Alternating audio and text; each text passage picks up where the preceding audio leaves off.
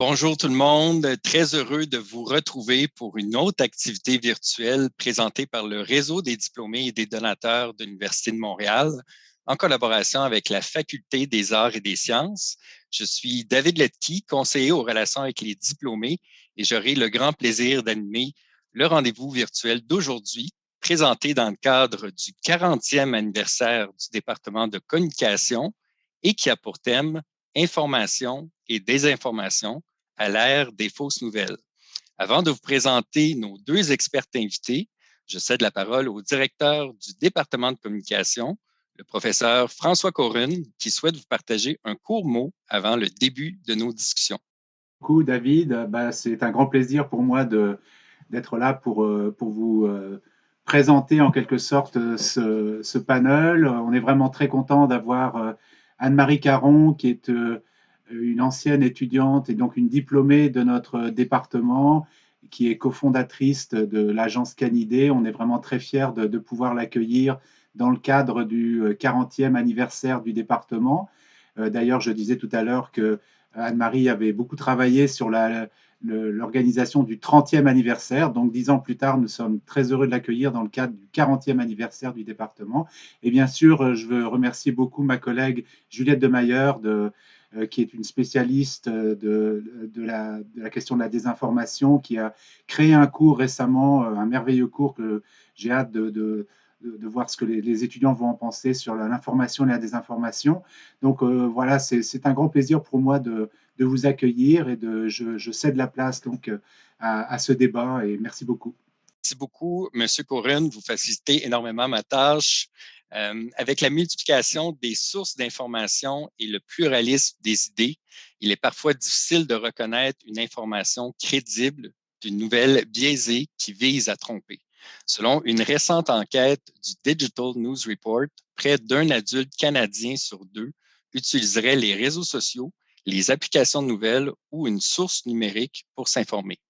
C'est dans ce contexte que nous vous proposons la discussion d'aujourd'hui pour faire le point sur le phénomène des fausses nouvelles, un sujet qui fait beaucoup jaser. Pour nous aider à mieux comprendre ce phénomène, il me fait grand plaisir de vous présenter nos deux expertes invités. C'est un immense bonheur de compter sur leur participation à l'activité virtuelle d'aujourd'hui. Tout d'abord, Anne-Marie Caron est présidente et chef des relations publiques de l'agence Canidé, une agence spécialisée en relations publiques et en stratégie numérique, diplômée en sciences de la communication de l'Université de Montréal en 2012 et diplômée d'honneur du 40e anniversaire du département. Anne-Marie est aussi lauréate du prix Jeune femme en communication de la Fondation Y des femmes et figure au palmarès des entreprises au féminin 2021 de première en affaires. Constamment à l'affût des tendances et des derniers développements du monde des médias, Anne-Marie possède une compréhension aiguisée des mécanismes pouvant mener à la désinformation. Anne-Marie Caron, bonjour. Bonjour, merci Merci, beaucoup pour cette belle introduction. merci beaucoup d'avoir accepté notre invitation aujourd'hui. De son côté, Juliette Demayer est titulaire d'un doctorat de l'Université libre de Bruxelles et est professeure agrégée au département de communication de l'Université de Montréal depuis 2014. Les cours qu'elle y donne, qui portent sur les médias et le journalisme, lui ont valu de recevoir le prix d'excellence en enseignement de la Faculté des arts et des sciences en 2018. Ses recherches portent sur la matérialité, les technologies et l'épistémologie du journalisme, souvent avec une approche historique. Elle fait aussi partie du Centre de recherche interuniversitaire sur les humanités numériques et du groupe de recherche en communication politique. C'est un plaisir de compter sur son expertise aujourd'hui. Juliette Demayer, bonjour. Bonjour David, bonjour tout le monde. Chers membres du public, je vous rappelle que vous pouvez acheminer vos questions à nos expertes en tout temps en utilisant le bouton Q&R situé au bas de votre écran. Nos deux invités tenteront de répondre à un maximum de questions dans la deuxième partie de cette conférence et partageront quelques liens avec vous dans le fil de discussion pendant nos échanges. Sans plus tarder, débutons la discussion avec vous, professeur Demayer. Nous avons tous une perception différente du concept ou même de la définition des fausses nouvelles. Certains parlent de désinformation, d'autres de mésinformation. Pouvez-vous nous éclairer au sujet de ces différentes notions?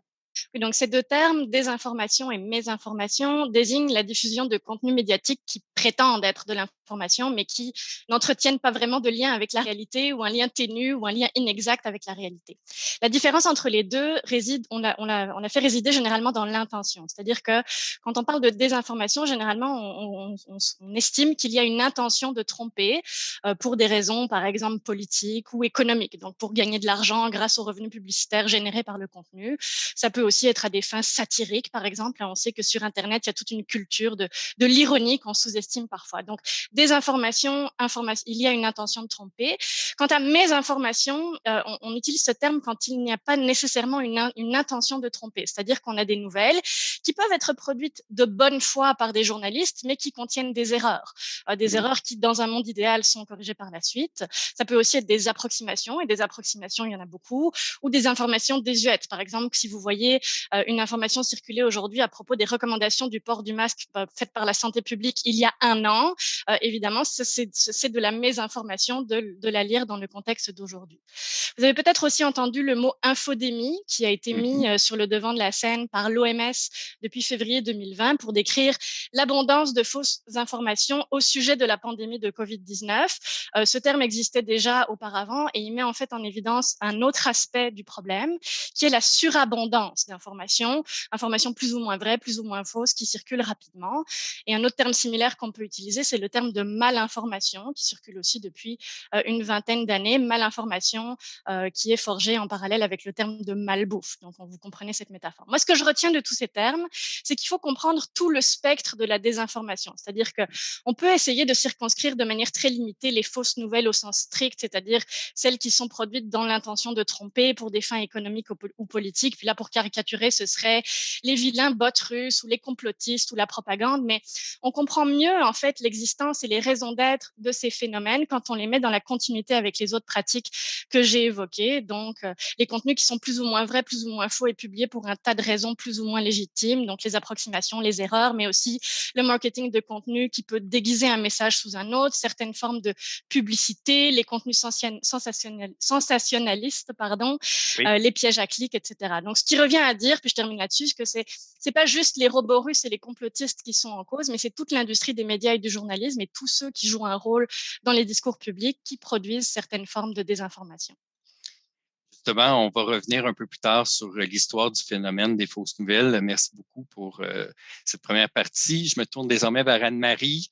Selon une enquête publiée en 2019 par Ipsos, cette étude révèle que 90% de la population canadienne admet avoir été bernée au moins une fois par des fausses nouvelles sur Internet, citant Facebook comme principale source d'informations trompeuses. Peu importe notre âge, nos origines ou notre éducation, nous sommes tous prédisposés à croire et à partager des fausses nouvelles, voire à adhérer à des théories du complot. Notre cerveau serait le principal coupable. Anne-Marie, pourquoi les fausses nouvelles connaissent autant de succès? En fait, je pense que ce qui est important de dire par rapport à ça, puis c'est un élément que tu as souligné dans la question, c'est de dire que personne n'est à l'abri, en fait, de ces fausses nouvelles. Entre autres parce qu'il y a des éléments clés qui reviennent souvent et qui peuvent vous induire en erreur, et puis on pourra l'aborder un peu plus en profondeur plus tard, mais c'est cette notion de vraisemblance. Donc, on a, par exemple, un article journalistique qui a été écrit, par exemple, par un nom québécois ou francophone. Donc, on se sent, par exemple, rapproché avec un titre de site web donc qui nous semble tout à fait crédible. Je pense à mondialisation.ca. Donc, il y a vraiment une intention, dans le fond, d'induire en erreur en utilisant des codes sociaux ou des informations avec lesquelles on est habitué d'interagir au quotidien. Et c'est ce qui fait que dans la rapidité de l'information qui circule, l'individu, autant vous, moi, on peut se retrouver à repartager ce contenu-là en se disant tout simplement, j'ai identifié des signaux qui me donnaient l'impression que c'était effectivement vrai. Et dans la notion de nouveauté ou la caractéristique, on va dire souvent un peu plus spectaculaire, on vient chercher en moi des émotions qui alimentent en fait un comportement qui va accélérer en fait la propagation de ce contenu-là. Et il y avait une donnée hyper intéressante sur le profil des personnes qui sont à même, en fait, de tomber, on va dire, soit dans le panneau de la fausse nouvelle ou même dans les scénarios complotistes. Et c'est vraiment, en fait, des hommes, des femmes de tous âges. Mais ce qui faisait vraiment, en fait, la grosse différence, c'était vraiment en fait, le niveau, en fait, d'éducation. Donc, ce qu'on a remarqué, en fait, c'est que moins il y a évidemment de taux de diplomation chez la personne, moins évidemment il doit y avoir on va dire, de perception critique face à l'information qui leur est véhiculée. C'est une étude qui a été publiée récemment. Merci pour ces statistiques. Je me retourne vers professeur Demeyer. Vos projets de recherche portent sur le journalisme et les médias, plus particulièrement sur les processus de production journalistique. Malgré la croyance populaire, les fausses nouvelles existent depuis longtemps, voire des siècles. Pouvez-vous nous partager un brin d'histoire au sujet de ce phénomène? De ce qu'on appelle aujourd'hui les fausses nouvelles existent depuis aussi longtemps que les médias existent. Par exemple, dans la presse du XVIIIe siècle en France, il y avait même un nom pour ça. On appelait ça des canards. Donc, ça veut dire que c'est un genre qui était reconnu par les lecteurs. Donc, les lecteurs reconnaissaient ce genre-là. Donc, on a toujours vu circuler des informations douteuses, des informations partisanes, des rumeurs, des canulars, des mystifications, des histoires rocambolesques, des articles entiers copiés-collés d'un journal à l'autre. Mes recherches montrent que les premiers manuels de journalisme, par exemple, expliquent que les ciseaux sont un instrument essentiel pour les journalistes. Donc, tout ça a toujours été publié dans la presse pour différentes raisons, pour divertir, pour faire vendre plus de journaux, évidemment, pour des raisons partisanes et politiques aussi. Donc, si les fausses nouvelles existent depuis longtemps, puis la préoccupation des médias et du public pour les fausses nouvelles, elle n'est pas neuve non plus. Ce sont des phénomènes qui inquiètent depuis longtemps. Si vous faites une recherche, je me suis amusée à faire ça hier, par exemple, une recherche parmi les journaux numérisés par Bibliothèque et Archives nationales du Québec, le terme fausse nouvelle apparaît dans les journaux québécois dès le début du 19e siècle. C'est un phénomène qui fluctue dans le temps, donc des préoccupations qui fluctuent dans le temps. On voit la préoccupation pour les fausses nouvelles est très présente à la fin du 19e siècle, par exemple, qui est l'apogée de ce qu'on appelle la presse jaune aux États-Unis, la presse sensationnaliste à grand tirage. On voit aussi un intérêt marqué pour les fausses nouvelles pendant les 2 guerres mondiales. Donc, il y a évidemment ici un lien avec les grandes crises qui secouent nos sociétés. Et évidemment, la pandémie de COVID-19 est un autre exemple. Mais là, on va revenir vraiment sur le phénomène aujourd'hui. Mm-hmm. Et je me retourne vers vous deux en posant la question, qu'est-ce qui le caractérise spécifiquement, le phénomène de fausses nouvelles, de désinformation aujourd'hui? On parlait d'infodémie un peu plus tôt. Qu'est-ce qui le caractérise? On pourrait débuter avec Anne-Marie. Oui, en fait, s'il y a un élément que je peux ajouter pour faire du pouce sur ce que Juliette disait, qui a toujours été présent, surtout dans la profession des relations publiques et de la communication, c'est l'importance de la nouveauté. Et il y a des personnes qui ont su, en fait, utiliser ce levier comme un catalyseur, en fait, pour inciter, par exemple, un partage ou un comportement. Ce qui a changé, en fait, énormément dans les dernières années, on va dire, c'est cette capacité, en fait, de tout un chacun, en fait, de créer du contenu. Et donc, de devenir soi-même un influenceur, que ce soit par la voie des médias sociaux. Et ça veut dire que tout le monde a une tribune publique, tout le monde a la possibilité de s'exprimer. Et ça veut dire même les marginaux, par exemple, ceux qui ont des idéaux parfois un peu plus extrémistes. Et ces gens-là, heureusement et malheureusement, ont un discours qui peut, par exemple, rassembler des gens qui, par exemple, en psychologie, vont avoir vécu, par exemple, des traumas d'association et qui ont besoin de se retrouver. Donc, il y a besoin d'affiliation idéologique qui se crée par ces influenceurs-là qui ont un discours dans lequel eux-mêmes vont vouloir adhérer. Puis des fois, c'est même pas l'idée en soi, mais bien ce sentiment d'appartenir à quelque chose qui est plus grand. Donc, il y a vraiment, en fait, on va dire des cercles sociaux de remplacement même qui peuvent se créer à travers ces influenceurs-là. Et on l'a remarqué, c'est évident, avec la pandémie, il y a des individus qui ont été beaucoup plus présents sur les réseaux sociaux, il y a eu de l'isolation, donc on peut voir encore plus tranquillement ce chemin se forger donc pour les gens en fait qui sont exposés à ces influenceurs-là. Et c'est sûr que ça amène une certaine polarisation parce qu'il y a une distinction qui se fait tranquillement entre le nous et le vous. On peut sentir des tensions Et évidemment, ça amène à des questions aussi de, mais quelle est l'intention réelle de ces influenceurs? Ce n'est pas seulement de rassembler des gens derrière des idées. Il y a toujours, en fait, une intention derrière tout ça. Et ça amène, en fait, un peu à l'exemple du fameux journal Epoch Times qui a généré beaucoup de couverture médiatique ces derniers temps. Donc, ce média, en fait, un peu obscur qui a été distribué largement à travers le Canada à des personnes, évidemment, de façon totalement non sollicitée, qui a provoqué de l'intérêt, en fait, sur quelle est l'intention réelle de ce média. Et avec un peu de recherche, il a été découvert, en fait, que c'est un média de droite, donc qui vise vraiment, en fait, à influencer la population sur le méchant communisme et évidemment le parti chinois plus particulièrement. Et c'est aussi un journal qui se voulait très, très pro-Trump.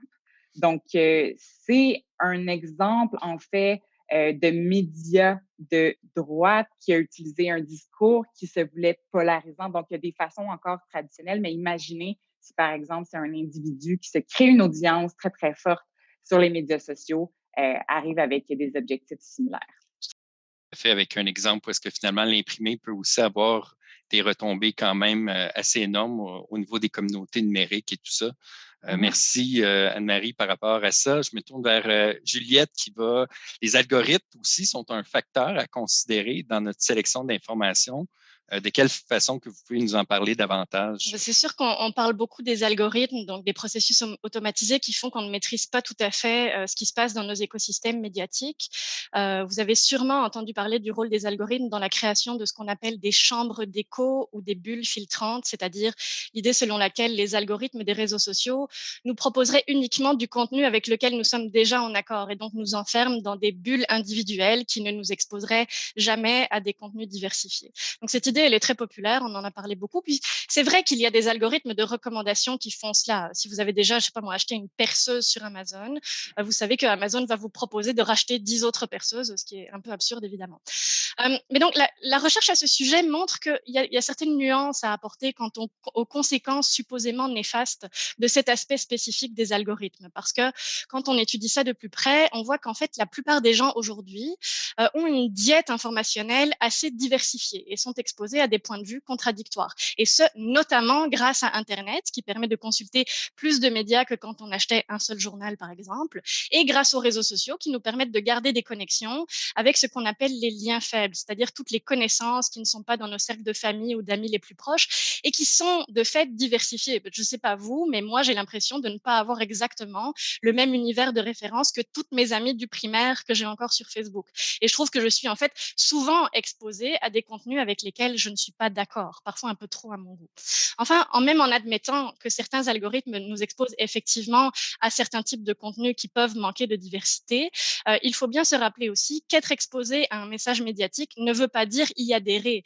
Vous n'achetez pas nécessairement les 10 perceuses supplémentaires qu'Amazon vous a montrées dans une publicité. Donc, le public a aussi une marge de manœuvre et une marge d'interprétation. On a le choix de consulter ou non ces contenus qui sont partagés dans notre fil d'actualité. Il y a une nouvelle qui a vraiment aussi été publiée sur notre fil récemment, donc en janvier dernier, une offre d'emploi partagée par l'entrepreneur et influenceur québécois Olivier Primo a fait grandement réagir sur les réseaux sociaux, alors qu'il offrait la rémunération de 5 $ pour chaque chronique rédigée pour son blog Beach News Everyday. Devant cet afflux de critiques, notamment du milieu journalistique, Olivier Primo s'est excusé et a avoué qu'il avait une mauvaise compréhension du rôle des journalistes. À la lumière de cet incident, professeur de Meyer, pensez-vous que la rigueur journalistique tend à être sous-estimée et que la production de contenu plagié ou non vérifié prime sur la qualité de l'information. Oui, il y a clairement là une dévalorisation du travail journalistique, mais Olivier Primo est plus un symptôme qu'une cause. Il n'est pas le premier, ni le seul en fait, à contribuer à la dévalorisation du travail journalistique et à la précarité des travailleurs de l'information, ni le premier à mettre en place un modèle qui fait la part belle au contenu de piètre qualité. 5 $ la chronique, c'est tellement peu que ça fait réagir, mais ce n'est en fait pas si différent de ce qui a parfois cours dans le milieu médiatique en général. Ça fait longtemps qu'il y a des médias qui existent sur cette logique, c'est-à-dire produire des contenus à moindre prix, souvent en copiant, voire en plagiant ce qui se fait ailleurs, et dans le but d'amasser des clics et des revenus publicitaires. Un exemple qui me vient en tête, par exemple, vous connaissez peut-être Montréal Blog ou le site Narcity Montréal qui a été très populaire dans le milieu des années 2010, ces sites le sont encore. Ils attirent des millions de visiteurs uniques avec des contenus qui sont créés à rabais. Un article publié sur le site Canadaland en 2014 montrait que Montréal Blog fonctionnait grâce à 2 rédacteurs rémunérés seulement, 3-4 contributeurs non rémunérés et des stagiaires qu'on suppose non rémunérés aussi. Donc, c'est normal que avec ce système-là, on produise des contenus de piètre qualité. Mais c'est pas juste Olivier Primo ou la culture des blogs du milieu des années 2010, parce que l'ensemble des médias participent à la précarité de certains travailleurs de l'information. Les journalistes indépendants, par exemple, sont particulièrement touchés par la précarité, y compris ceux et celles qui sont employés par des médias reconnus. C'est difficile d'avoir des chiffres récents à ce sujet, mais par exemple, au Canada, en 2006, le revenu moyen annuel des journalistes pigistes, donc les journalistes indépendants, était de 24 000 $ avant impôt. Et ça, c'était en baisse par rapport à 10 ans auparavant. Le tarif de la pige, c'est-à-dire le prix auquel les journalistes indépendants vendent le contenu qu'ils produisent, montre aussi cette précarité. Au Québec, on parle d'environ 50 $ le feuillet. Un feuillet, ça correspond à 250 mots. Et ce, peu importe les heures de recherche investies. Et ce tarif-là, il stagne depuis 25 ans. Il n'a pas augmenté, contrairement à tout le reste. Donc, dans ces conditions, il est difficile de faire du journalisme de qualité. Tout à fait. On est dans une véritable crise. Je ne sais pas si Anne-Marie, vous souhaitez partager votre opinion. Oui. Oui. En fait, depuis que j'ai commencé à travailler en relations médiatiques, en relations publiques, on a vu une diminution considérable du nombre de médias, notamment parce que cette précarité-là, elle amène évidemment à une réduction, par exemple, des effectifs dans les salles de presse. Et ça engendre évidemment une réduction du temps disponible pour faire de la recherche, de la vérification. Et c'est sûr que par conséquent, ça peut avoir une incidence sur la qualité du contenu. Mais chose certaine, on a remarqué une augmentation considérable du contenu auquel on est exposé, de sorte que même parfois aujourd'hui, on a de la difficulté à savoir, bon, qu'est-ce que je vais consommer. Mais chose certaine, on tombe dans les pièges de ce que j'appelle les clickbait, donc d'aller vraiment, d'aller là, par exemple, où on va exposer de la nouveauté. Regardez comment c'est incroyable, et de se retrouver finalement sur un site où, ce que j'y retrouve ne correspond même pas en fait à ce qui m'a été proposé. Donc, c'est sûr qu'il y a un devoir, à mon avis, d'éducation sur le rôle du journalisme, mais on le parle vraiment dans une perspective professionnelle. Ils ont des codes déontologiques qui encadrent leur pratique, et ça veut dire un devoir de représentativité, donc de pour et de contre. Donc, c'est sûr que moins on a de journalistes, donc professionnels, et plus on peut ouvrir la porte justement à des dérives, comme par exemple la rédaction d'articles qui se veulent journalistiques, mais qui malheureusement ne le sont pas. Tout à fait. Et certains journalistes se font devoir aussi d'être des spécialistes de la désinformation depuis les dernières années, notamment le journaliste Jeff Yates à ici Radio-Canada, qui en décembre dernier a mis en lumière que l'une des fausses nouvelles les plus populaires en 2020 provenait du Canada. Une information qui peut surprendre. Donc, Anne-Marie, je sais que peut-être vous voulez vous pencher sur la question et nous expliquer le phénomène. Oui, ce qui est intéressant, en fait, avec cette nouvelle qui est sortie de Jeff Yates, ça a débuté, en fait, plus particulièrement en mars 2020. C'est évidemment en mars 2020, je vous laisse vous imaginer à l'endroit même où vous étiez, mais c'était le début de la pandémie. Et on a le porte-parole du ministère chinois des Affaires étrangères qui reprend un article de globalresearch.ca qui dit qu'en fait, le virus proviendrait donc des États-Unis et que les gens devraient s'informer davantage. Je vous laisse deviner toute la tollée médiatique et politique qui en a découlé. Mais ça en fait tranquillement amené Jeff Yates sur la recherche, mais quel est ce site-là, qui est mieux connu en français sur mondialisation.ca. Et lorsqu'on creuse un peu, évidemment, c'est un site, donc .ca, je vous laisse deviner, qui donne la perception, évidemment, qu'il est basé au Canada. Donc, le Canada qui est un pays qui se veut neutre. Donc, il y a vraiment fait une image qui est bâtie par ça.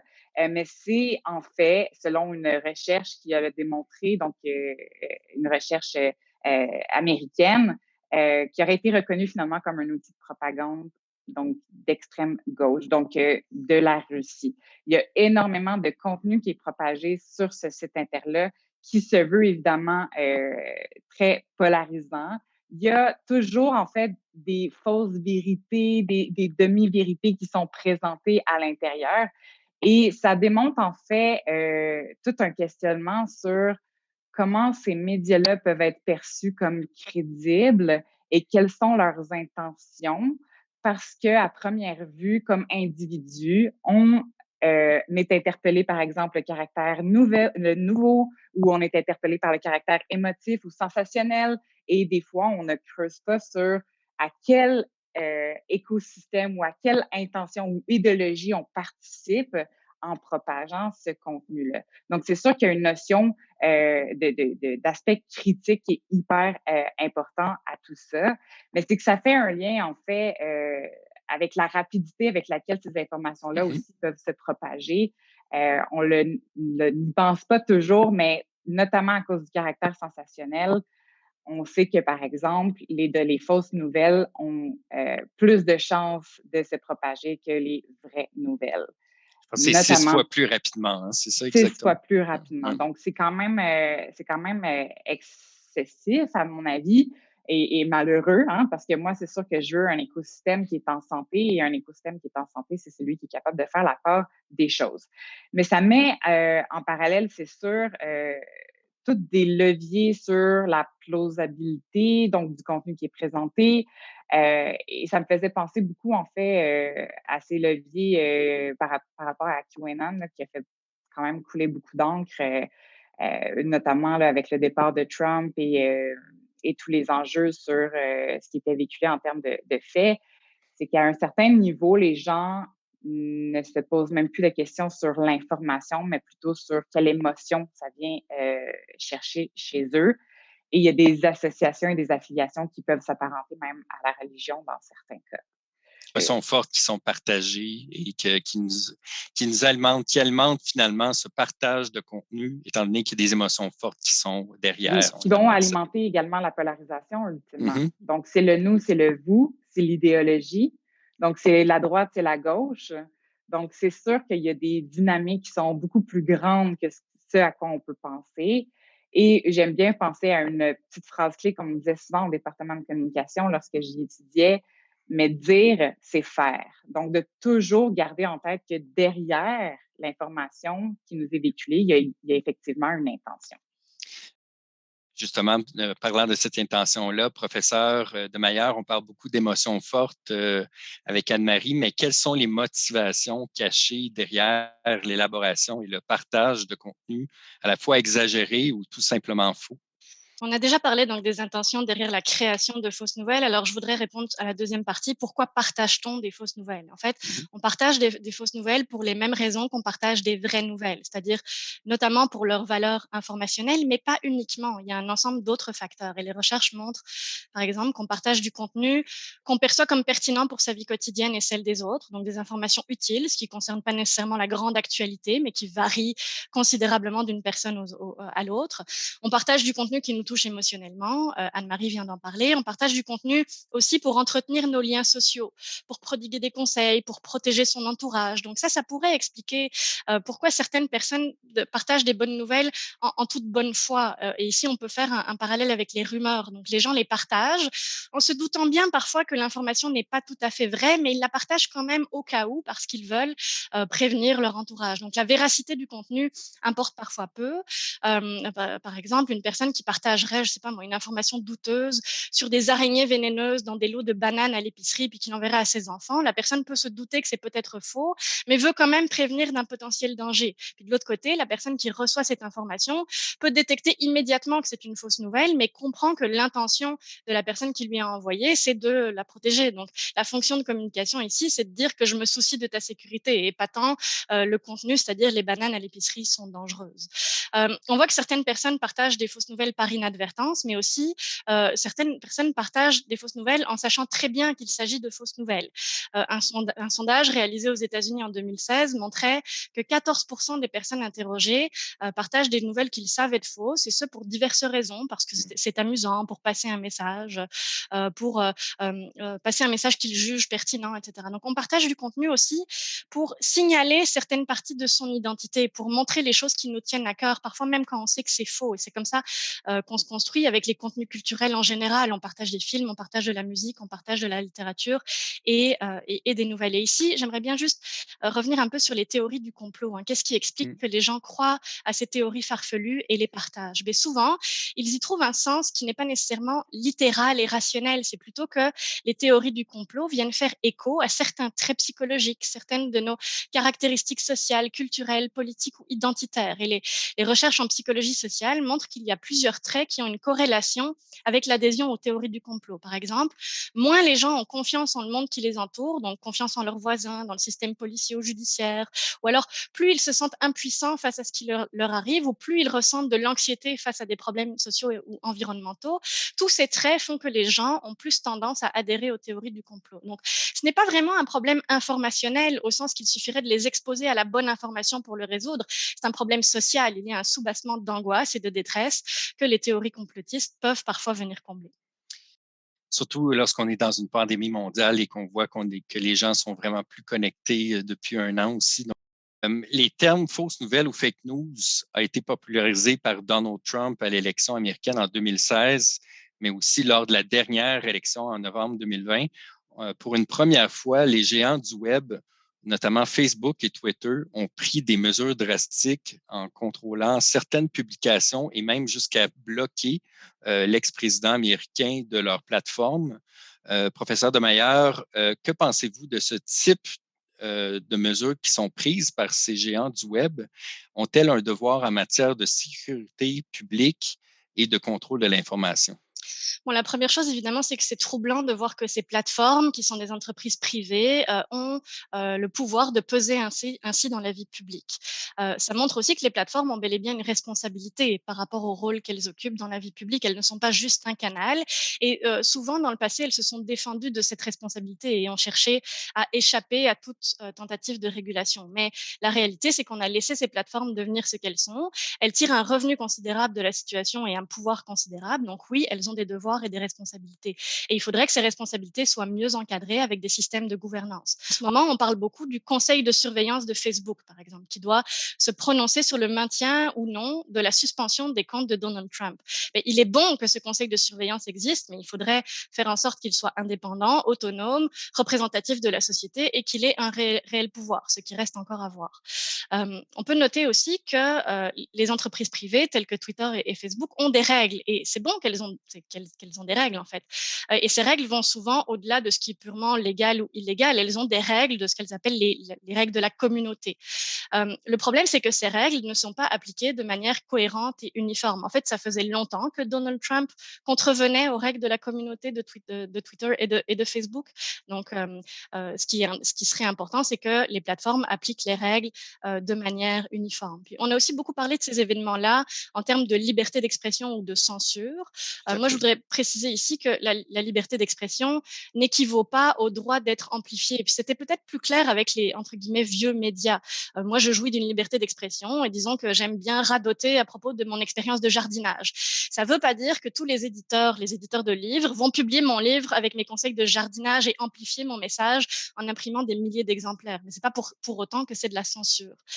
Et les plateformes, c'est moins clair qu'elles assument ce rôle d'éditeur, et elles ont longtemps refusé à le faire. faire. Puis je pense qu'une façon fructueuse de penser à ces enjeux, c'est aussi quand on passe de la liberté d'expression pensée comme un droit individuel, donc Donald Trump a le droit de s'exprimer, mais quand on passe de ça au droit du public à entendre, qu'est-ce qu'on veut entendre collectivement? Et ce droit du public à entendre, les médias et les plateformes ont la responsabilité d'aider à le réaliser. Et dans ce cas-là, un message tonitruant, tel que les tweets de Donald Trump, qui est diffusé immédiatement et très rapidement et répété des millions de fois, c'est peut-être pas ça qui va nous aider à nous entendre les uns les autres pour pouvoir constituer un vrai public démocratique. Tout à fait. Je ne sais pas si Anne-Marie, vous souhaitez terminer, Juste une compléter. petite phrase, je pense que c'est la notion de responsabilité qui est la plus importante, en fait, dans ce contexte-là, la responsabilité des GAFA. Et ça veut dire évidemment une responsabilité de protéger la démocratie, c'est de ne pas laisser place à des dérives qui peuvent, en fait, nous séparer plutôt que nous rassembler, qui était en fait un peu la promesse des réseaux sociaux à leur début. Mais si je peux faire un lien avec tout ça, il y a un superbe livre qui est Les identités meurtrières d'Amin Malouf qui démontre vraiment bien à quel point on peut se retrouver entre nous et partager évidemment des idéaux, mais aussi à la fois se séparer et évidemment se polariser. Donc, c'est sûr qu'ils ont un devoir de tout ça. Je pense qu'ils ont probablement été eux-mêmes surpris là, de la rapidité avec laquelle ça a pu influencer la population. D'ailleurs, Donald Trump a récemment annoncé son retour sur les réseaux sociaux d'ici quelques mois avec le lancement de sa propre plateforme sociale. Comme on dit, c'est un dossier à suivre. Avant de passer à la période des questions, mesdames, j'en ai une que je crois que plusieurs participants aujourd'hui se posent aussi. L'abondance de fausses nouvelles a une fois de plus démontré la nécessité d'être vigilant et surtout d'éduquer toutes les générations au phénomène des fausses nouvelles. Comment peut-on individuellement ou collectivement combattre la désinformation et quels conseils donnez-vous à ceux qui nous écoutent pour mieux s'outiller contre les fausses nouvelles? En fait, surtout de professionnels des communications, je pense qu'on a un rôle indéniable de ce à quoi on peut donner de la visibilité. Moi, j'aime bien dire que la communication, ça peut être un vecteur de changement positif. Et ça veut dire que comme décideur, comme influenceur, comme professionnel des communications, comme créateur de contenu, individuellement, mais aussi professionnellement, on se doit de renforcer l'importance de l'intégrité, de la rigueur, éduquer et démystifier, c'est sûr, l'importance du journalisme dans une société qui se veut en santé. C'est une société où on peut avoir évidemment des débats ouverts, transparents. Et donc, pour moi, ça serait vraiment, en fait, je pense, tout un travail qui doit se faire, en fait, au niveau de l'écosystème et des leviers d'influence, en fait, qui existent déjà. Votre côté, professeur de Maillard?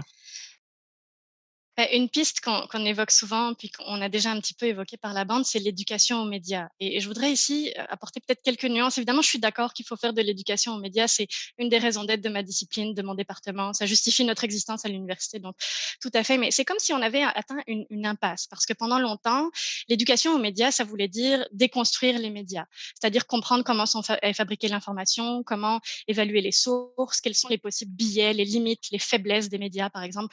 Comprendre qui sont les propriétaires des médias, ce genre de choses-là.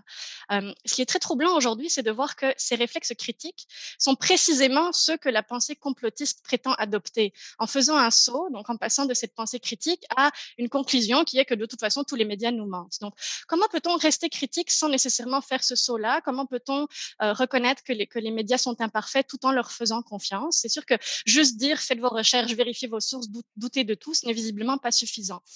Et une piste, je pense, c'est qu'on devrait être meilleur collectivement et individuellement à comprendre qui parle et d'où on parle, ça c'est la base, mais aussi sur quoi on s'appuie quand on parle. Parce qu'on a un écosystème médiatique et culturel où tout le monde, en tout cas beaucoup de monde, peut prendre la parole, ce qui est formidable. Mais ça provoque aussi une sorte d'aplanissement et on le voit bien en ce moment. On parle tous dans des petites fenêtres sur des écrans.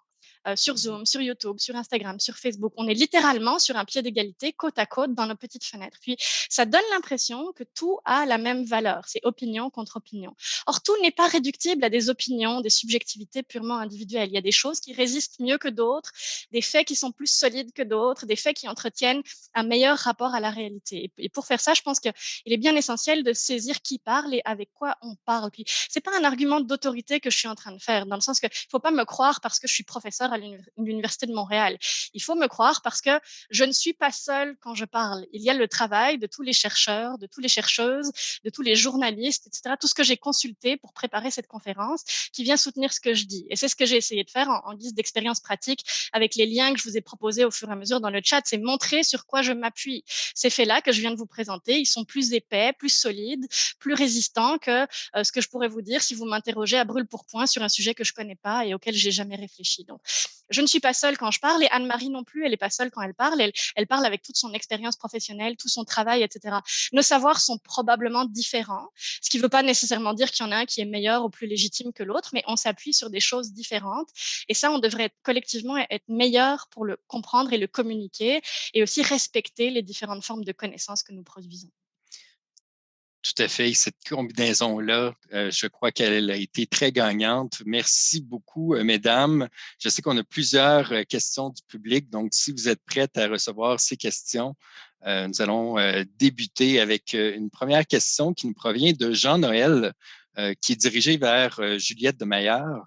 Donc, Jean-Noël qui nous dit, en Norvège, le Freedom of Information Act est une loi qui garantit la transparence de la vie politique avec les documents publics qui sont accessibles à tous, notamment. Serait-il avantageux au Canada et au Québec de se doter d'une telle loi sur la transparence pour réduire la désinformation ou les fausses nouvelles qui circulent parfois dans notre société? Alors oui, je connais pas précisément la situation en Norvège, mais oui, évidemment, tout ce qui renforce la transparence pourrait être bon. Au Canada, il y a déjà la loi sur l'accès à l'information qui théoriquement devrait nous permettre d'avoir accès à un tas de documents, de choses, etc. Évidemment, le problème, c'est souvent la mise en pratique de la loi sur l'accès à l'information. Les journalistes, par exemple, qui essayent d'obtenir des documents rencontrent souvent des refus ou obtiennent les documents sous une forme qui est impossible à comprendre ou difficile à analyser. Mais je voudrais aussi souligner que la transparence, c'est la base. Puis évidemment, je suis pour ça, mais c'est pas tout, dans le sens où plus de transparence contribue aussi à une surabondance d'informations. Et il faut qu'on se dote collectivement de façons de donner sens de toute cette information qu'on récolte avec nos mécanismes de transparence. Donc, donner sens de ça, ça peut être les journalistes, ça peut être les experts, ça peut être tous les gens qui travaillent dans le domaine de la transmission de la connaissance. Puis c'est ça aussi qu'on doit chérir, renforcer, respecter, tout en continuant à critiquer ces professions-là aussi, évidemment. Tout à fait. Et c'est en lien avec notre deuxième question du public, justement, Virginie qui se pose la question, qui dit « J'aimerais faire confiance aux médias officiels, mais je me rends compte qu'ils diffusent souvent quelques erreurs. Je n'ai pas toujours les moyens de vérifier cette information-là. Comment peut-on rétablir la confiance avec les médias traditionnels? » Je pense qu'il faut aussi se résoudre ou se réconcilier avec le fait que les médias professionnels font des erreurs et font des approximations. Et que, en fait, les erreurs et les approximations, c'est peut-être ce qui arrive le plus souvent. C'est un peu paradoxal de le dire comme ça, mais dans les conditions dans lesquelles les journalistes exercent leur travail, ils vont produire quelque chose qui est, dans le meilleur des cas, la meilleure approximation possible de la réalité. Mais ils travaillent sous pression, ils travaillent avec des contraintes techniques, des contraintes de temps. Puis, si vous avez déjà été le sujet d'un article journalistique ou si vous avez déjà lu un article sur un sujet que vous connaissez bien, vous savez que en tant qu'expert du sujet, on a l'impression que c'est pas tout à fait exact. Mais ça, c'est le cas avec tous les articles qui sont publiés. Donc, d'une certaine manière, il faut peut-être aussi accepter que c'est ça et espérer que les journalistes vont pouvoir fournir la meilleure approximation possible. En fait, Juliette, honnêtement, je pense que tu l'as bien résumé parce que c'est vrai que les conditions de travail des journalistes en ce moment et depuis les dernières années est quand même assez difficile. Il faut absolument continuer de croire en eux. Mais chose certaine, puis tu l'as bien dit, c'est que la notion d'expertise dans un contexte de relations médiatiques. Moi, je travaille énormément avec des médias de masse, des fois avec des sujets qui sont dits un peu plus techniques ou experts. Il y a un devoir de vulgarisation et c'est là, en fait, où vont faire leur travail d'approximation. Donc, on se doit, pour simplifier la communication, pour aller rejoindre une plus grande masse, des fois de simplifier l'utilisation de mots ou d'utiliser, par exemple, des comparaisons ou des métaphores qui ne sont pas toujours parfaites, mais qui vont permettre, en fait, au plus grand nombre d'adhérer et d'avoir une compréhension approximative, par exemple, d'un enjeu ou d'une problématique. C'est sûr qu'il peut y arriver des informations qui s'échappent. Ils ont quand même le devoir de rétablir, par exemple, des faits si vraiment elles posent problème, par exemple, d'un point de vue réputationnel ou autre.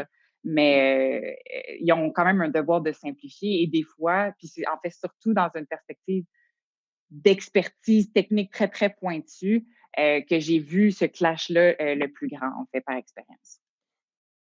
Merci beaucoup pour vos réponses. N'hésitez pas, chers membres du public, si vous avez des questions pour nos expertes, à bien sûr nous les acheminer par le bloc QNR. Donc, on a vu aussi qu'on est présentement dans une infodémie dans le contexte de l'état d'urgence sanitaire qui a été décrété par le gouvernement.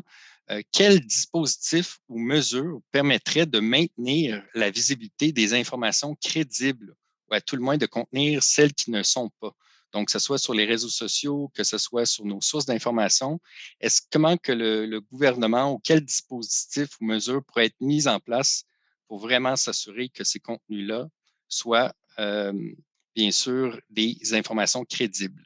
Qu'est-ce que vous en pensez? J'ai une théorie, en fait, intéressante, puis c'est basé sur une conférence à laquelle j'ai assisté il y a quelques années que j'ai trouvée excessivement intéressante, qui disait qu'en fait, l'avenir de la communication passerait par l'image. Dans le fond, ce que je veux dire par là, c'est que ça prend des ressources pour produire de l'image, que ce soit de la photo, que ce soit de l'illustration, que ce soit de l'animation et autres. Et donc, en ayant des ressources, évidemment, on peut penser qu'il y a un système professionnel qui est instauré derrière tout ça. Donc, c'est sûr que si on veut rejoindre un plus grand nombre aussi, parce qu'il faut penser que le niveau de littératie varie énormément au niveau de la population, bien, ça serait peut-être de penser des solutions où on peut vulgariser et simplifier, notamment par l'image, mais aussi par une reconnaissance des organisations, évidemment, qui diffusent cette information-là. C'est un bon point, justement, puisqu'on a une question de la part de Marie-Lou et peut-être que Juliette va pouvoir poursuivre, mais elle se pose la question, quelles sont les solutions que vous proposez pour diminuer justement le phénomène si les personnes qui sont plus à risque sont ceux qui ont peu d'éducation, comment qu'on les éduque et tout ça. Donc, Anne-Marie, vous aviez une piste de solution. Je ne sais pas si Juliette, vous pouvez poursuivre pour répondre à Marie-Lou. Donc, revenons là-dessus sur la question de l'éducation. Puis c'est tout à fait exact ce qu'Anne-Marie a mentionné tout à l'heure, c'est-à-dire qu'il y a une corrélation entre le niveau d'éducation, puis l'adhésion aux fausses nouvelles, mais c'est pas le seul facteur en jeu. Puis ces choses-là sont contestées. Il y a des études qui montrent différentes choses. Et en fait, ce que les études montrent principalement, puis ça c'est intéressant, puis c'est un peu amusant, c'est que le facteur qui prédit le plus l'adhésion aux théories du complot, c'est l'adhésion aux théories du complot, dans le sens où si quelqu'un croit déjà à une théorie du complot, il va être plus susceptible de croire à d'autres théories du complot. Donc, il y a une espèce de disposition complotiste qui existe. Et donc, mais je pense que ça revient un peu à ce que je disais tout à l'heure, c'est-à-dire qu'il faudrait s'attaquer aux anxiétés, aux problèmes sociaux, etc., qui sont sous-jacents à la personnalité, à l'identité des gens qui croient aux théories du complot. Puis ça, c'est des problèmes sociaux. C'est réduire, par exemple, les inégalités sociales, réduire l'anxiété face aux événements qui nous dépassent, par exemple, les problèmes sociaux, les problèmes environnementaux sont des choses qui nous dépassent, puis qui nous donnent l'impression qu'il y a un système autour de nous qui fonctionne contre nous, en fait, et qui contribue à nous faire nous sentir mal et donc possiblement à adhérer aux théories du complot. Puis je reviens à la question que vous posiez tout à l'heure sur comment les gouvernements, notamment, peuvent maintenir la visibilité des informations crédibles ou comment peut-on restaurer la confiance. Et là-dessus, on peut revenir certainement sur ce qu'une personne mentionnait dans les questions, c'est-à-dire sur la transparence. Je pense que notamment pour les gouvernements, expliquer les raisons pour lesquelles ils prennent des décisions. Puis on le voit dans la pandémie, c'était clair que les membres du public ont soif de comprendre pas juste la décision que prend François Legault, mais pourquoi il en arrive à cette décision-là. est-ce que c'est une recommandation de la santé publique? Et si oui, pourquoi, etc. Donc, c'est de la transparence et ça rejoint ce que je disais aussi tout à l'heure, d'être capable de montrer les sources sur lesquelles on s'appuie. Mais montrer les sources sur lesquelles on s'appuie, c'est pas tout. Il faut aussi être capable de montrer l'incertitude. Et ça, c'est difficile et on n'aime pas ça. On préfère communiquer ce qu'on sait et ce qu'on sait avec assurance, mais il y a des tas de choses qu'on ne sait pas. Et je me souviens au début de la pandémie, moi, j'ai été bouleversée par un article qui avait été publié par le magazine américain The Atlantic, un article du journaliste scientifique Ed Young, qui était un espèce d'énorme bilan sur ce qu'on sait et ce qu'on ne sait pas à propos de la COVID. Et puis ça, c'était au début de la pandémie. Et de lire exactement ce que la communauté scientifique, une explication claire sur ce que la communauté scientifique ne savait pas encore. Et c'était étrangement rassurant, c'est-à-dire de reconnaître ce qu'on ne sait pas. Ça donnait l'impression d'avoir quelque chose de plus balisé, quelque chose qui fait toujours peur, mais au moins on sait ce qu'on ne sait pas. Et ça, tant les journalistes que les gouvernements ne le font pas assez souvent, malheureusement. Fait, justement, en parlant des gouvernements, nous avons une autre question de Mario qui se pose la question: comment devons-nous accueillir l'implication financière des gouvernements au titre de l'indépendance journalistique? C'est une bonne question parce que c'est un peu à double tranchant dans le sens qu'on veut de la diversité au niveau médiatique et on le sait aussi que les investissements publicitaires se tournent davantage vers les GAFA et moins vers les médias traditionnels qui, eux, ont la capacité, le pouvoir d'apporter justement cette neutralité au niveau de l'information. Donc, cette ingérence-là potentielle qui pourrait évidemment s'installer pourrait avoir une influence sur la crédibilité ou évidemment la confiance que la population pourrait avoir envers ces organes de presse-là. Mais ça démontre, je pense, l'importance, peut-être comme Juliette le disait, de dire comment en fait on a l'intention, par exemple, de contrecarrer tout ça et quelles sont les structures ou les politiques qui peuvent être mises en place. Est-ce qu'il peut y avoir un intermédiaire même pour éviter en fait que la communication se fasse dans les deux sens? Parce que c'est sûr qu'on ne veut pas d'influence ou d'ingérence là, au niveau de ces contenus-là. C'est sûr qu'il y a une méfiance, puis particulièrement en Amérique du Nord, il y a une méfiance quant à l'ingérence directe des gouvernements dans les médias, notamment via le financement. C'est moins le cas dans d'autres pays, notamment en Europe, où il y a des mécanismes de soutien aux médias directs ou indirects qui existent depuis de nombreuses années. Donc, il y a cette méfiance-là. Puis évidemment, on ne veut pas que les gouvernements qui financent dictent le contenu des médias. Et la question qu'on peut se poser ici, c'est on veut des médias indépendants, mais indépendants par rapport à quoi? Si les médias sont complètement dépendants d'une source de revenus publicitaires très précise, par exemple, si les médias sont complètement dépendants de la plateforme Google pour tous leurs revenus publicitaires, c'est aussi un problème.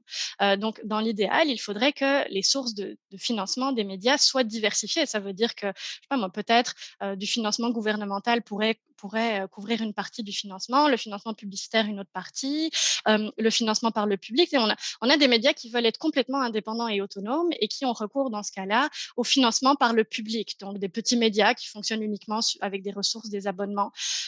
C'est super, c'est une façon de mettre en œuvre cette autonomie et cette indépendance. Mais dans ce cas-là, la question qu'on peut se poser, c'est bon, mais est-ce que ces médias vont être réellement indépendants par rapport à leur public ou est-ce qu'ils vont écrire, publier ce qui fait plaisir à leur public? Donc, on a ces questions-là, on peut se les poser par rapport à toutes les sources de financement. Donc, encore une fois, c'est la diversité qui va probablement sauver la mise ici, puis permettre quelque chose d'équilibré dans le fonctionnement des médias. Question qui se pose supplémentaire en lien avec cette question. Merci beaucoup, mesdames. On est déjà à notre dernière question du public.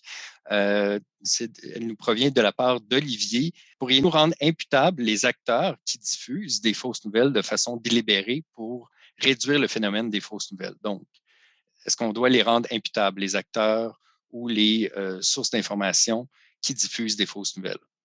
Juliette doit être très bien placée pour pouvoir répondre à cette question parce que je ne connais pas la législation sur la question, en fait. Donc, c'est ça. J'imagine que la question porte sur imputable au sens de la loi. Évidemment, c'est une question délicate. Puis, je suis pas une spécialiste du droit des médias. il y en a d'autres qui pourront répondre mieux que moi à ça, mais le problème ici, c'est évidemment, on revient aux questions du début, c'est qu'est-ce qu'on définit comme étant une fausse nouvelle. Est-ce que, c'est sûr que quelqu'un du contenu ultra partisan dans le but de truquer une élection, oui, ça c'est un problème, mais finalement, c'est peut-être pas la majorité des fausses nouvelles qui circulent. Donc, est-ce que une erreur journalistique, c'est un contenu qu'on veut punir? Donc ça, c'est très compliqué. Puis en fait, on a déjà un certain nombre de mécanismes légaux qui fonctionnent plus ou moins bien, là, mais qui permettent, par exemple, qui interdisent la diffamation, ce genre de choses-là. Donc, c'est aussi l'imputabilité aussi suppose qu'on connaît la source des fausses nouvelles. Puis ça, dans notre écosystème médiatique d'aujourd'hui, c'est relativement difficile de connaître la source des fausses nouvelles parce qu'on a les phénomènes de viralité, les choses circulent rapidement. Donc, tu sais, je sais pas moi, un contenu qui aura été créé quelque part dans un pays d'Europe va être repris au Canada, puis va être rediffusé, etc. Qui est responsable finalement? Est-ce que c'est la personne qui l'a diffusé en premier lieu? Oui, la personne qui l'a diffusé en premier lieu, qui l'a créé, a une responsabilité, mais la personne qui l'a amplifié auprès de ses 100 000 abonnés, est-ce qu'elle a aussi une responsabilité? Donc, la question de à qui on va faire peser le fardeau est aussi évidemment très complexe. Oui, Mais oui. je pense plutôt qu'en termes d'imputabilité légale, je pense qu'il faut avoir une responsabilité qui est aussi une éthique individuelle et collective pour toutes ces questions-là. Le message est lancé. Merci beaucoup, mesdames. Le temps file. On doit malheureusement, je vous cède la parole pour un mot de la fin pour que vous puissiez saluer nos participants en ligne. Donc, débutons avec Anne-Marie. Oui, bien en fait, moi, mon seul message pour conclure cette rencontre, c'est vraiment le fait de développer l'esprit critique qui a été, en fait, je pense, un gros élément déclencheur pour ma part de mon passage à l'Université de Montréal, au département de communication. Ça a été un peu ce déclenchement de réaliser que finalement, ce qu'on me dit veut dire même quelque chose qui est encore plus grand. Donc, pour moi, c'est important, en fait, cette notion d'éducation, puis de le partager, et surtout d'en être témoin. Donc, c'était un peu ça. L'ouvrage, en fait, de l'université, puis de découvrir, en fait, cet impact-là de la communication a été excessivement important pour moi. Merci beaucoup pour le partage, Anne-Marie. De votre côté, professeure de Maillard. Je voudrais d'abord vous remercier beaucoup pour l'organisation de cette conférence. Puis, en termes de ce que je voudrais qu'on retienne, peut-être garder en tête que tous les problèmes qu'on a évoqués aujourd'hui ne sont pas juste des problèmes informationnels, ce sont des problèmes sociaux, des problèmes politiques, des problèmes culturels, des problèmes qui touchent à l'identité. Et donc, pour résoudre les problèmes des fausses nouvelles, il faudrait aussi qu'on tende collectivement à une certaine forme d'apaisement social, c'est-à-dire donner des bonnes conditions de vie à toutes et à tous, réduire les inégalités, les injustices, resserrer le lien social et établir la confiance pour que, plutôt que tous s'époumoner chacun dans notre côté, on puisse réfléchir à ce qui vaut la peine d'être entendu et les conditions dans lesquelles on pourra s'entendre les uns les autres et former une société. Aussi très complexe, mais on a été très heureux de vous recevoir tous les deux. Merci beaucoup d'avoir échangé avec nous ce midi. C'est un début de conversation, comme vous dites. La suite est entre les mains, collectivement, individuellement, pour garder toujours en tête la crédibilité des sources d'information. Merci beaucoup à vous deux. Merci également aux membres du public qui ont été très généreux en termes de questions-réponses dans le QNR. Merci d'avoir participé à l'activité virtuelle d'aujourd'hui. J'espère que vous avez apprécié autant que moi et mes deux invités. À l'instant, on vous partage un lien dans le fil de discussion vers un court sondage qu'on vous invite bien sûr à compléter. Ça prend seulement 1 minute. Votre opinion nous est importante et nous permet bien sûr de proposer des activités visuelles qui vous intéressent. Vous souhaitez poursuivre aussi la discussion et mieux vous outiller contre les fausses nouvelles. Nous vous partageons aussi dans le fil de discussion un outil fort intéressant qui a été développé par les décrypteurs à ici Radio-Canada qui vous permettra d'entretenir une conversation avec un chatbot ou un robot conversationnel qui vous aidera à démêler le vrai du faux par rapport à l'information et la désinformation. Donc, on vous partage ça à l'instant dans le fil de discussion. Et finalement, si vous êtes inquiet pour l'un de vos proches en lien avec la désinformation ou l'adhésion aux théories du complot, le Centre de prévention de la radicalisation menant à la violence offre de l'assistance partout au Québec. Composez dès maintenant le 1877-687-7141, le 1-877-687-7141. Ce numéro sans frais et le site web de l'organisme vous est aussi partagé dans la section clavardage à l'instant. Si vous avez apprécié l'événement d'aujourd'hui, vous ne voudrez pas manquer notre prochaine activité virtuelle qu'on vous montre à l'instant à l'écran. Donc, c'est Adoption des animaux, impact de la COVID-19, le mercredi 28 avril prochain, dès midi, une belle collaboration entre la Faculté de médecine vétérinaire et la Faculté des arts et des sciences. Vous trouverez tous les détails et toute notre programmation des activités virtuelles à venir sur le site web du Réseau des diplômés et des donateurs de l'Université de Montréal, le réseau.umontréal.ca, qu'on vous achemine également dans le fil de discussion. Merci à notre partenaire d'affinité TD Assurance qui nous aide à soutenir les activités du réseau. Et en terminant, un merci spécial à mes collègues, donc à ma collègue et complice Amira Emrad pour l'organisation de ce rendez-vous virtuel, à notre collègue Sylvain Lacerte-Gagnon pour la gestion du fil de discussion, ainsi qu'à Vincent Martin et toute l'équipe du groupe de couverture d'événements de l'Université de Montréal, sans qui il aurait été impossible de présenter l'événement virtuel d'aujourd'hui.